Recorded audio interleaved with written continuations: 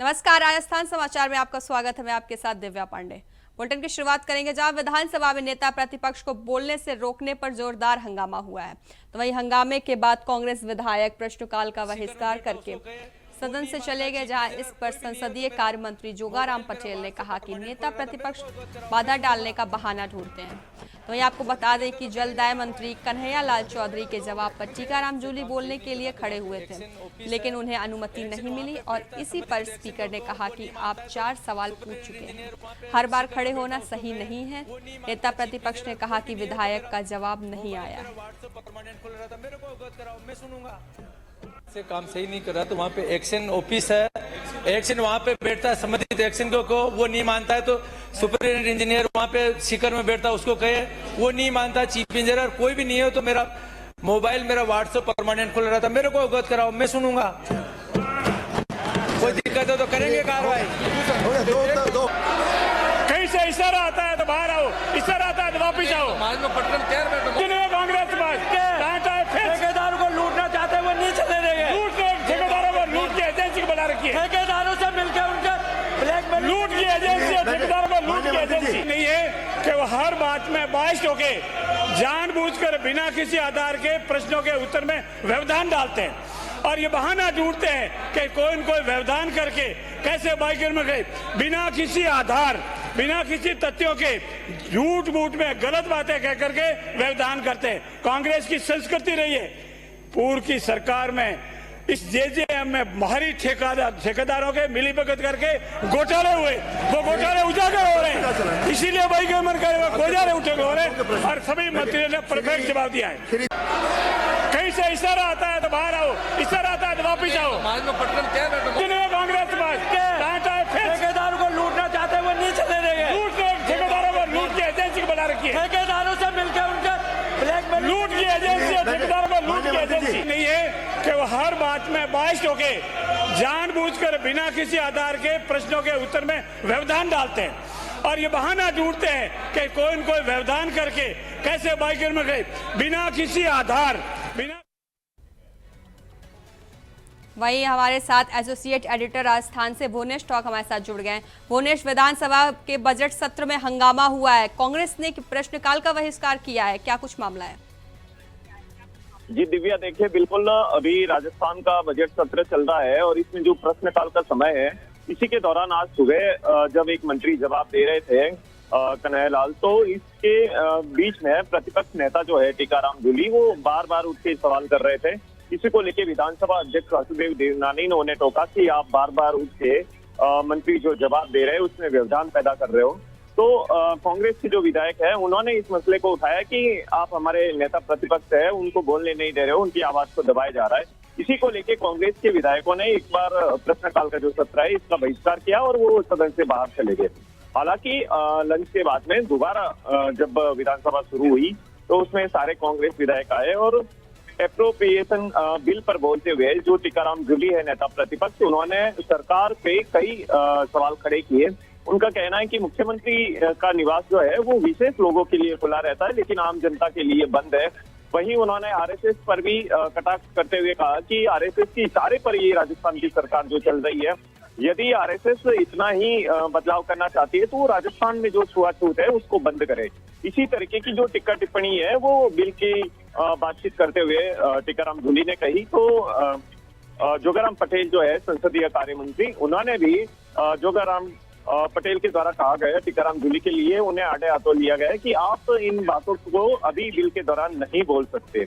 वहीं टीकाराम जूली जब सुबह प्रश्नकाल का बहिष्कार किया तो उनका सबसे बड़ा गंभीर आरोप ये था सरकार के ऊपर कि सरकार जो बिल पेश कर रही है, आज 3 बिल एक साथ में पेश किए गए। उसमें पहला जीएसटी में संशोधन का था, दूसरा बीकानेर जो शहर है, बीकानेर विकास प्राधिकरण और भरतपुर विकास प्राधिकरण, ये तीनों बिल जो है वो एक साथ में पास करवाए गए, रखे गए सदन में। उसको लेके नेता प्रतिपक्ष टीकाराम जूली का आरोप है कि ये 6 सप्ताह पूर्व यानी कि विधानसभा शुरू होने से 6 सप्ताह पूर्व रखे जाने वाले बिल है, जो आपने एक ही दिन में यानी कि आज जब प्रश्नकाल का समय है और आज आपको बता दें कि शाम को मुख्यमंत्री भजनलाल शर्मा जो है वो विनियोग विधेयक और वित्त विधेयक इन दोनों पर ही अपना जवाब पेश करेंगे। तो नेता प्रतिपक्ष का कहना है कि ऐसे समय में इन बिलों को सदन में रखना ये सरासर गलत है। इसी तरीके के कई आरोप जो है टीकाराम जूली ने लगाए और कहा कि सरकार जो है वो कांग्रेस के जीते हुए विधायकों को है इग्नोर कर रही है। उनके क्षेत्र में यदि कोई भी विकास कार्यों का उद्घाटन होता है तो जो भाजपा के प्रत्याशी रहे या हारे हुए विधायक है उनको वहां तवज्जो दी जाती है, कांग्रेस को इग्नोर किया जाता है। जी दिव्या। जी बिल्कुल भुवनेश, विधानसभा सत्र के दौरान कांग्रेस ने प्रश्नकाल का बहिष्कार कर दिया है, इसको किस तरीके से देखेंगे? देखिए, बताना चाहूंगा दिव्या आपको कि ये बजट सत्र जब से शुरू हुआ है ये हंगामे की भेंट चढ़ता हुआ नजर आया है। इसमें आम जनता की जो बातें हैं वो दोनों ही पार्टी के द्वारा दरकिनार करती हुई दिखाई दे रही है, क्योंकि जिस तरीके से पूर्व में कैबिनेट मंत्री अविनाश गहलोत के द्वारा जब इंदिरा गांधी पूर्व प्रधानमंत्री के ऊपर एक टिप्पणी की गई थी उसको लेकर लंबा गतिरोध चला था और यहाँ तक कि कांग्रेस के विधायकों ने सदन से बाहर आकर सड़क पर प्रदर्शन किया था। कई जिलों में प्रदर्शन हुआ। उसके बाद में कांग्रेस के जो विधायक है वो नेता प्रतिपक्ष और पीसीसी चीफ गोविंद सिंह डोटासरा के साथ और पूर्व मुख्यमंत्री अशोक गहलोत के साथ में विधानसभा के दरवाजे पर बैठे और वहां उन्होंने धरना दिया। तो कहीं ना कहीं वो गतिरोध काफी लंबा चला और आखिरकार एक माफी की बात जो थी उस पे आके ये सुलह हुई और दोबारा विधानसभा शुरू हुई। लेकिन जिस तरीके से इस बार विधानसभा में लगातार गतिरोध बढ़ रहा है, हर एक छोटी बात को लेकर विवाद खड़े किए जा रहे हैं। अभी हाल ही में गोपाल शर्मा जो भाजपा के विधायक है उन्होंने रफीक खान जो कांग्रेसी विधायक है उनको पाकिस्तानी बोल दिया, उसको लेकर हंगामा हुआ। गणेश गोगरा जो कांग्रेस के विधायक है उन्होंने जब वो अपनी बात सदन में रख रहे थे एक भाजपा के विधायक को उन्होंने मेरा जूता तुमसे बात करेगा ऐसे शब्दों का प्रयोग किया। तो काफी देखा जाए तो असंवैधानिक जो शब्दों का प्रयोग इस सत्र में किया जा रहा है और ये बजट सत्र इसीलिए हंगामेदार हो रहा है और इसमें हर दूसरे या तीसरे दिन कोई न कोई गतिरोध पैदा हो रहा है। जी दिव्या। जी बिल्कुल, विधानसभा सत्र हंगामेदार रहा। अब ऐसे में टीकाराम जूली ने आरोप लगा दिया है कि उन्हें बोलने नहीं दिया गया है विधानसभा में। जी बिल्कुल दिव्या, देखिए नेता प्रतिपक्ष है उनको बोलने का अधिकार है, एक समय सीमा तय होती है जिसमें उनको अपनी बात रखनी होती है। लेकिन हर सवाल के जवाब में जब मंत्री अपना जवाब दे रहा है उसी बीच में बार बार टीकाराम जूली का खड़े होना और सवाल खड़े करना कहीं ना कहीं ये भी कानून से परे है। इसीलिए विधानसभा अध्यक्ष वासुदेव देवनानी जो है वो ये चाहते हैं कि ये अव्यवस्था है सदन में नहीं फैले और जो नियम अनुसार विधानसभा की जो कार्रवाई है वो नियमों के तहत ही हो। और इसमें कांग्रेस को बार बार आपत्ति होती है और जो संसदीय कार्य मंत्री है जोगाराम पटेल उनका ये कहना है कि कांग्रेस के पास कोई मुद्दा नहीं है। उनके जो जब वो सत्ता में थी पिछली सरकार में जो घोटाले हुए वो घोटाले उजागर ना हो, इसीलिए ये बार बार बाहर जाने का बहाना ढूंढते हैं। कहीं ना कहीं कांग्रेस के जो विधायक है इनकी कंट्रोलिंग वो बाहर से की जाती है कि इशारा आता है कि आप सदन के बाहर चले जाओ, फिर इशारा आता है कि आप सदन में चले जाओ। तो कांग्रेस के जो विधायक है नेता प्रतिपक्ष है वो इसी के अनुरूप कार्य कर रहे हैं, ऐसा संसदीय कार्य मंत्री जोगाराम पटेल का आरोप है। जी दिव्या। ठीक है, आप हमारे साथ बने रहिए। आपको बता दें विधानसभा के बजट सत्र में यह हंगामा हुआ है जहां कांग्रेस ने प्रश्नकाल का बहिष्कार भी कर दिया है। तो खबरों में आगे बढ़ेंगे जहां विधानसभा में प्रश्नकाल के दौरान 2 सवालों पर सत्ता पक्ष और विपक्ष में तीखी बहस भी हुई। तो ये प्रश्नकाल की कार्रवाई पुलिसकर्मियों के मेस भत्ते में वृद्धि के सवाल के साथ शुरू हुई। तो ये विधायक भैराराम चौधरी के सवाल पर मंत्री जवाहर सिंह बेडम ने कहा कि सरकार समय समय पर पुलिसकर्मियों के अलावा सभी कर्मचारी विशेष ध्यान रखकर भत्ता बढ़ती रहती है। तो आपको बता दें कि पुलिसकर्मियों के मेस भत्ते में वृद्धि से जुड़े सवाल पर गृह मंत्री जवाहर सिंह बेडम ने कहा कि सरकार समय समय पर पुलिसकर्मियों के अलावा सभी कर्मचारियों विशेष ध्यान रखकर भत्ता बढ़ती रहती है। तो वहीं मैं विश्वास दिलाना चाहता हूं कि सुरक्षा के लिए जो भी आवश्यकता महसूस होगी सरकार समय समय पर वित्तीय संसाधनों के आधार पर उपलब्ध कराते हुए अतिरिक्त सुरक्षा को सुनिश्चित करने का प्रयास भी करती रहेगी। वहीं हमारे साथ लगातार हमारे एसोसिएट एडिटर भुवनेश टॉक बने हुए हैं। भुवनेश, राजस्थान विधानसभा का बजट सत्र चल रहा है। वैसे में प्रश्नकाल के दौरान सत्ता पक्ष और विपक्ष में बहस हुई है, सवालों पर विभागीय मंत्रियों के ने आश्वासन भी दिया है, क्या कुछ अपडेट है? जी दिव्या, देखिए बिल्कुल बजट सत्र के दौरान कई बार ऐसा मौका आया कि पक्ष और विपक्ष के दोनों नेता है वो सामने हुए हैं। कई बार तो ऐसा भी दृश्य देखने को मिला है कि सत्ता पक्ष के जो मंत्री है उनके सामने उन्हीं की पार्टी के विधायक है उन्होंने सवाल खड़े किए। और हालांकि जो प्रश्नकाल का जो अभी समय चल रहा है इसमें भैराराम जो विधायक है कांग्रेस के उन्होंने जरूर पुलिस कर्मियों के भत्ते को बढ़ाने के लिए और उनकी जो साप्ताहिक छुट्टी है इसको लेकर एक सवाल किया था और इसी सवाल का जवाब देते हुए प्रदेश के जो गृह राज्य मंत्री है जवाहर सिंह मैडम, उन्होंने कहा कि सरकार जो है वो केवल पुलिस कर्मियों के लिए ही नहीं बल्कि जितने भी सरकारी कर्मचारी है अन्य विभागों के, उन सबके भत्ते को बढ़ाने के लिए समय समय पर सोचती है और एक सकारात्मक पहलू लेके सरकार चल रही है।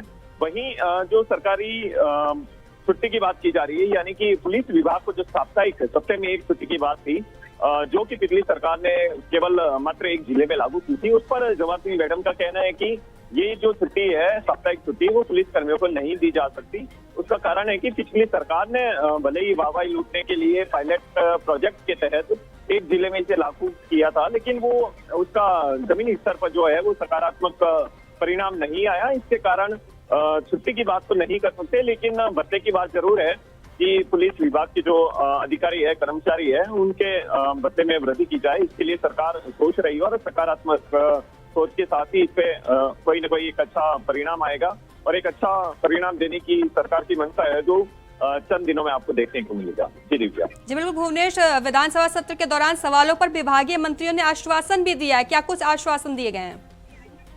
जी बिल्कुल, देखिए जिस तरीके से गृह राज्य मंत्री की बात हो जवाहर सिंह मैडम, उप मुख्यमंत्री दिया कुमारी और कन्हैयालाल जो जल संसाधन मंत्री है, इनसे जो सवाल रखे गए थे, इन्होंने अपने अपने विभाग की जो भी कार्य है उनकी रूपरेखा के साथ में जवाब को पेश किया और कुछ विधायक हालांकि इसे संतुष्ट भी नजर आए और कांग्रेस के कुछ विधायक है वो असंतुष्ट नजर आए, लेकिन मंत्रियों की ओर से जो तैयारी की गई, क्योंकि मुख्यमंत्री भजनलाल शर्मा ने भी जब बैठक ली थी हाल ही में विधायक और मंत्रियों की, उन्होंने कहा था कि आप पूरी तैयारी के साथ में सदन में उपस्थित हो और जो भी आपके सामने सवाल रखे जाए उनका एक अच्छा तैयारी के साथ में जवाब पेश किया जाए। जानकारी के लिए आपका धन्यवाद।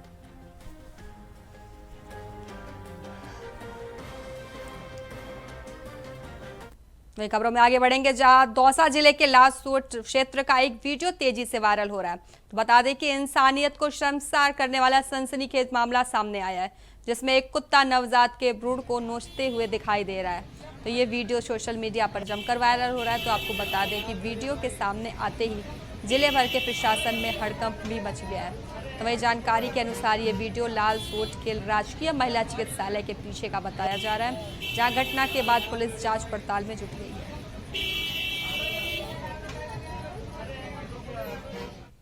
तो वही खबरों में आगे बढ़ेंगे, जहां राजस्थान प्रदेश वैसे तो अपनी कला, संस्कृति और ऐतिहासिक धरोहर के लिए विश्व भर में प्रसिद्ध है, लेकिन यहाँ सभी त्योहारों को बड़े ही धूमधाम से मनाया जाता है और राजस्थान में होली का त्यौहार विशेष रूप से मनाया जाता है। इसलिए विदेशी पर्यटक भी इस त्यौहार को मनाने के लिए राजस्थान में बड़ी तादाद में आते हैं। तो वहीं जयपुर और पुष्कर में स्थानीय लोग विदेशी पर्यटकों के साथ भी होली मनाते हैं। तो वहीं होली पर चंग की थाप पर थिरकते लोग और यहाँ के फाग गीत दुनिया भर में प्रसिद्ध हैं। तो ऐसे में राजस्थान में होली महोत्सव की शुरुआत हो गई है, जहाँ होलिका दहन के एक महीने पहले ही शुरू हो जाती है, जिसमें प्रदेश भर के मंदिरों और विभिन्न समुदाय और संस्थानों के द्वारा फाग उत्सव का आयोजन किया जाता है।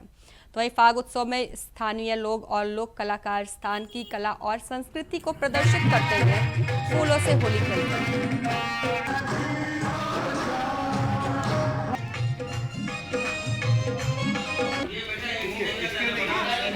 राजस्थान प्रदेश वैसे तो अपनी कला और संस्कृति के साथ ही ऐतिहासिक धरोहर के लिए प्रसिद्ध है, लेकिन राजस्थान में प्रत्येक त्योहार बड़े ही रंगीन अंदाज से मनाया जाता है। बात करें अगर राजस्थान की टैगलाइन की, तो कहा जाता है पधारो मारे देश, रंग रंगीलो राजस्थान। बात रंगों की हो रही है तो हम बात करेंगे रंगों के त्योहार होली की। तो राजस्थान में होली का त्योहार बड़े ही अलग अंदाज में मनाया जाता है। राजस्थान में बात करें राजधानी जयपुर और पुष्कर की, तो यहाँ देसी विदेशी पर्यटक मिलकर एक साथ में होली मनाते हैं। जयपुर अभी होली के लिए तैयार है। जयपुर में होली का बाजार सज चुका है। मार्केट में तरह तरह की पिचकारी और गुलाल अवेलेबल है, जिनको खरीदने के लिए बच्चों सहित बड़े लोग भी अब मार्केट में आने लगे हैं। हमारे साथ में जयपुर राजधानी से ही एक दुकानदार है। भाई साहब, अभी होली का त्योहार शुरू हो चुका है, मार्केट में किस तरीके की गुलाल, किस तरीके की पिचकारी आई है, बताइए। मार्केट में सर ऑर्गेनिक गुलाल आई है, ऑर्गेनिक गुलाल है, फ्रूट गुलाल भी आई है, और अपने हाँ भी फ्रूट गुलाल है, और ये अरारोट की गुलाल है, काफी तरह की गुलाल है और बेटर क्वालिटी है, बहुत बेटर, ना कोई स्किन को प्रॉब्लम होगी। और इसमें अपने तरह तरह की पिचकारियां भी है, काफी कुछ चीजें हैं, मास्क है, ये चीजें आई हुई है। अभी किस तरीके की खरीदारी है, किस तरीके का माहौल है, क्योंकि होली को 2 दिन बचे हैं, ग्राहक किस तरीके से आ रहे हैं और अन्य किन चीजों की डिमांड जो है वो ज्यादा है? सबसे ज्यादा सर अभी फॉग की है, गुलाल गोटो की है, और एक सिलेंडर आता है स्प्रे का जिसमें गुलाल निकलती है, उसकी बहुत डिमांड है। अभी मार्केट में डिमांड पूरी ही नहीं हो पा रही है उस चीज की। जयपुर में देसी विदेशी पर्यटक दोनों ही होली मनाते हैं। यहाँ एक गुलाल गोटा जो है वो एक प्रसिद्ध चीज है, तो उसको लेके आप क्या कहेंगे, किस तरीके से वो काम? सर गुलाल गोटा एक क्या बताऊं उसको, मतलब नेचुरल चीज बना रहे हैं, बिल्कुल लाख से बनाते हैं गुलाल गोटे को, और ये बहुत प्रचलित हो चुका है, बहुत अच्छी चीज है, ये बहुत अच्छी चीज है। तो जयपुर में इस बार रंगों के साथ में गुलाल और गुलाल गोटा, जो कि जयपुर का एक प्रसिद्ध होली खेलने का आइटम है, उसकी भी डिमांड बहुत ज्यादा है। अब राजस्थान की ये होली किस तरीके से अपने रंग बिखेर रही है, यह आप देख सकते हैं कि होली के दिन राजस्थान में सबसे ज्यादा विदेशी पर्यटक जुड़ते हैं, जो कि सिटी पैलेस में राज परिवार के साथ होली मनाते हैं। खबरों में आगे बढ़ेंगे। खबर जयपुर से है, जहां एंटी करप्शन ब्यूरो ने विकास प्राधिकरण के अधीक्षण अभियंता पर कार्रवाई की है। इस दौरान कार्रवाई के दौरान अधीक्षण अभियंता और उनके परिजनों के नाम से चाकूस में प्रॉपर्टी में निवेश की जानकारी भी सामने आई है। इस पर एसीबी की टीम चाकसू पहुंची, जहां टीम ने नगर पालिका पहुंचकर जमीन से जुड़े दस्तावेजों की गहनता से जांच भी की। तो वहीं सूत्रों के मुताबिक अधीक्षण अभियंता के परिजनों के नाम पर निवेश की जानकारी सामने आई है। तो इसी सिलसिले में एसीबी की टीम दस्तावेजों की छानबीन भी कर रही है। वही खबर बागोड़ा से है, जहां बड़ी संख्या में ग्रामीणों ने उपखंड कार्यालय पहुंचे कर 9 राजस्व पुनर्गठन का विरोध जताया। जहां सैकड़ों की संख्या में ग्रामीणों ने उपखंड अधिकारी को ज्ञापन सौंपकर बताया कि ग्रामवासियों के बिना सहमति से नव राजस्व ग्राम बनाने की योजना चल रही है, जबकि उन्हें किसी भी तरह खोखा से नव ग्राम की आवश्यकता नहीं है। तो वहीं सरपंच ने बताया कि ग्राम सभा में प्रस्ताव से नव सर्जित ग्राम बालाजी नगर का प्रस्ताव लिया गया था, जिसमें कुछ प्रभावशाली लोगों ने अपने निजी फायदे के लिए उसमें फेरबदल भी कर दिया है ना। बालाजी नगर इसके अंदर 70% ये इंसान रहने नहीं चाहते, खोखा के आदमी जो भी, और इससे आपत्ति है, जनता को आक्रोश है इसमें, और लोगों को बहुत ही बुजुर्ग हमारे साथ में आए, इन सबको आक्रोश।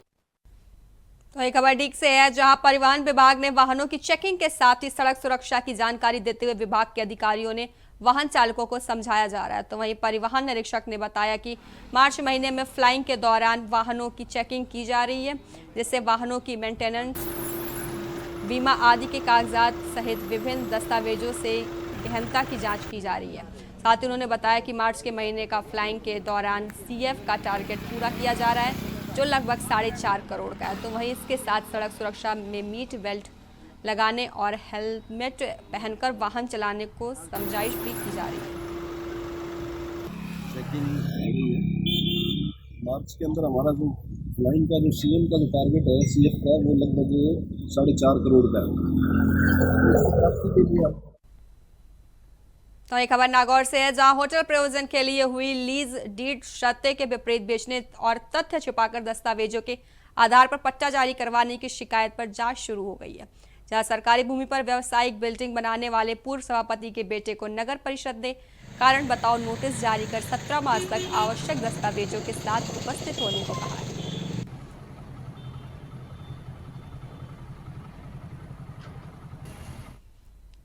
वही खबर डीडवाना से, जहां एक मकान से चोरों ने एक स्कॉर्पियो कार चोरी कर ली, जहां चोरों ने डिक्की का लॉक तोड़कर गाड़ी चोरी की है। तो वहीं पुलिस ने मामला दर्ज कर जांच शुरू कर दी है। जहां पुलिस को दी गई रिपोर्ट में बताया गया है कि निजी आवास के सामने स्कॉर्पियो गाड़ी खड़ी थी, उसे रात में अज्ञात चोरों ने चुरा लिया और चोरी करते समय चोरों के पास सफेद गाड़ी से आए और 2 गाड़ी से 2 आदमी नीचे उतरे और उन्होंने गाड़ी का पीछे डिक्की का लॉक तोड़कर उसे चोरी कर लिया।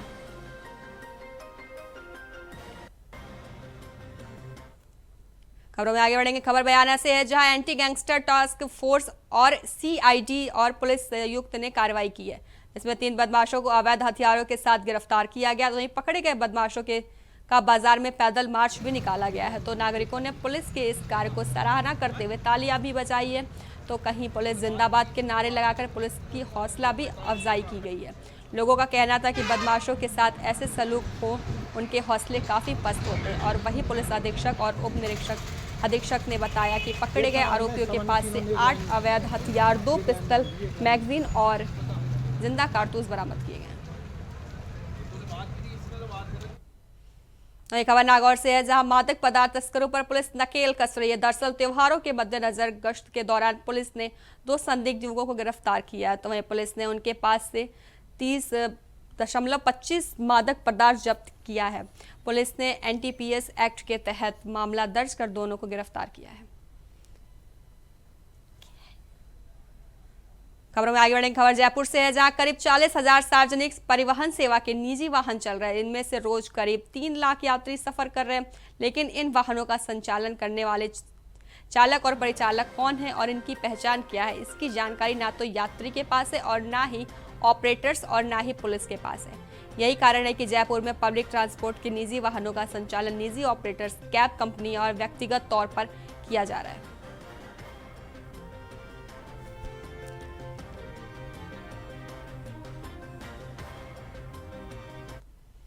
खबर अजमेर से है, जहां आना सागर झील के किनारे बने 7 वंडर्स पार्क को तोड़ने की कार्रवाई शुरू हो गई है। जहां नेशनल ग्रीन ट्रिब्यूनल ने अजमेर स्मार्ट सिटी के तहत बने पार्क से झील के वेटलैंड के संतुलन को नुकसान पहुंचने की बात कही थी। तो वहीं सुप्रीम कोर्ट ने अपने आदेश में कहा था कि निर्माण भले ही सुंदर हो, लेकिन नियमों का उल्लंघन हुआ है तो तोड़ना पड़ेगा। इस कार्रवाई के लिए 7 वंडर्स पार्क को बंद कर दिया जाएगा। राजस्थान समाचार में फिलहाल के लिए बस इतना ही। बने रहे इंडिया वॉइस के साथ। नमस्कार।